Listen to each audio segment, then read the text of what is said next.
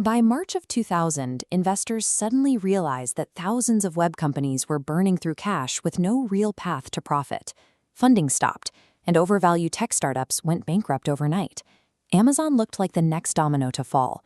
Their stock price plummeted by 93%, dropping from over $100 a share down to $7, leaving Wall Street analysts rushing to prepare the company's obituary.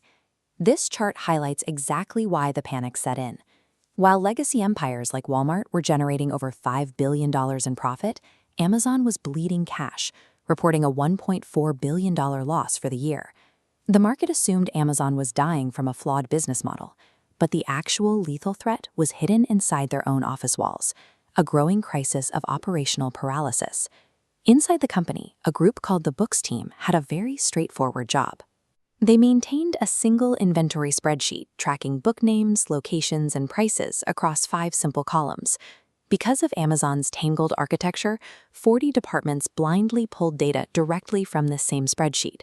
To fix a glitch, the Books team dropped decimals, turning a $10 book into 1,000 cents. Checkout systems automatically read this, mistakenly charging customers $1,000. Any single team trying to optimize their workflow would accidentally break the entire storefront. Amazon had become too fragile to scale. Jeff Bezos reached his limit with these cascading internal errors. In 2002, he issued a legendary and aggressive internal directive. Teams were banned from directly reading each other's data. Departments now requested information through isolated service windows, known as APIs. If checkout needed a price, they submitted a request.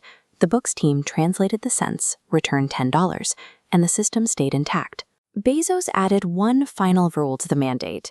These internal service windows had to be built securely enough that a complete stranger outside of Amazon could theoretically walk up and use them. By enforcing this strict communication protocol, Amazon broke its tangled mess into highly modular, independent pieces.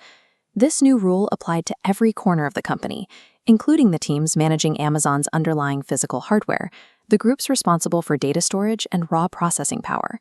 These infrastructure engineers now had to make raw computing power orderable via internal requests. If an Amazon developer needed a server, they simply asked the service window and received it on demand. In 2003, 2 engineers named Chris Pinkham and Benjamin Black looked at the setup and asked a specific question. If Amazon employees could rent hardware through a digital window, why couldn't a broke external startup enter a credit card and do the exact same thing? A founder sitting in a garage could click a button, and halfway across the country, physical machines would instantly boot up to run their application. Physical computing power transitioned into an invisible, infinitely rentable utility. Before this option existed, building an internet company required purchasing physical servers, renting cooling rooms, and spending tens of thousands of dollars.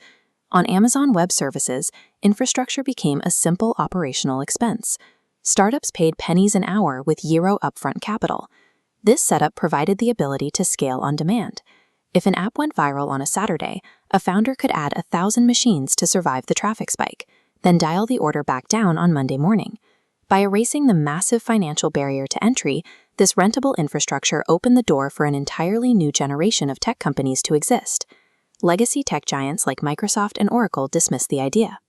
To them, a bookstore renting out server space made 0 sense, which blinded them to the massive ecosystem taking root directly underneath them. Over the next 9 years, everyone from indie developers building Airbnb to government intelligence agencies migrated their operations onto Amazon servers, while Bezos kept the numbers hidden from Wall Street. This graph reveals the scale of the shock. In 2015, Amazon broke out AWS as a separate line item in their quarterly earnings. The market was stunned by a multi-billion-dollar profit reveal, sending Amazon stock up 14% in a single day. Today, that cloud infrastructure is a trillion-dollar entity.